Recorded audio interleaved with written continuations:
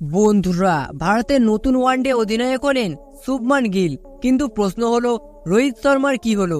তিনি কি নিজে থেকেই সরে দাঁড়ালেন, নাকি তাকে সরিয়ে দেওয়া হলো? তো বন্ধুরা, আজকের এই ভিডিওর মাধ্যমেই জানতে পারবেন প্রধান নির্বাচক অজিত আগারকারের সেই স্পষ্ট মন্তব্য, যেটা গোটা বিষয়টাই পরিষ্কার করে দিয়েছে। তাই বন্ধুরা, ভিডিওটি একদমই স্কিপ না করে শেষ পর্যন্ত দেখার জন্য অনুরোধ রইল। বন্ধুরা, ভারতীয় ক্রিকেট দলে যে পরিবর্তনটা হয়েছে সেটা নিছকই সাধারণ সিদ্ধান্ত নয়।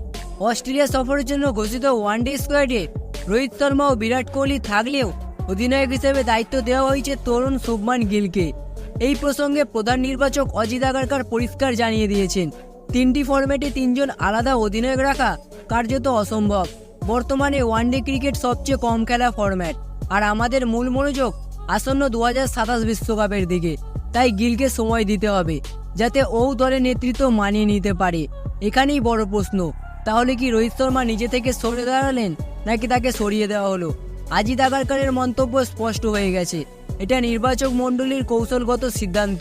মূলত ভবিষ্যতের কথা ভেবেই রোহিতের জায়গায় গিলকে এগিয়ে আনা হয়েছে। শুধু তাই নয়, রোহিত শর্মা এবং বিরাট কোহলির ভবিষ্যৎ নিয়ে কথা বলেছেন অজিত আগারকার। তিনি আরও বলেন, রোহিত শর্মা এবং বিরাট কোহলি দুজনেই দলে যোগদানের জন্য সমস্ত আনুষ্ঠানিকতা সম্পন্ন করেছেন। তাদের নাম সেন্টার অফ এক্সেলেন্সে পাঠানো হয়, যেখানে ফিটনেস নিশ্চিত করা হয় তাদের। তবে এ দুজনের কেউই এখনো 2027 বিশ্বকাপ খেলার বিষয়ে প্রতিশ্রুতিবদ্ধ নন। অর্থাৎ পরিষ্কার, ভারতের ভবিষ্যতের দল গঠন এখন নতুন প্রজন্মের কাঁধেই নির্ভর করছে।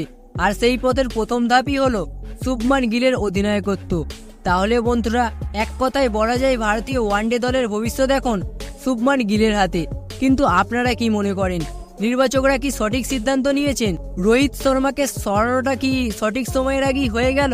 তো বন্ধুরা, এই বিষয়টিকে নিয়ে আপনার কি মনে হয়? আপনার মূল্যবান মতামতটি অবশ্যই কমেন্ট বক্সে লিখে জানাবেন। তো বন্ধুরা, ভিডিওটা দেখে যদি একটু ভালো লেগে থাকে তাহলে ভিডিওটিতে অবশ্যই একটু লাইক করে দেবেন, এবং চ্যানেলটিতে নতুন হলে অবশ্যই চ্যানেলটি সাবস্ক্রাইব করে দেবেন। ধন্যবাদ।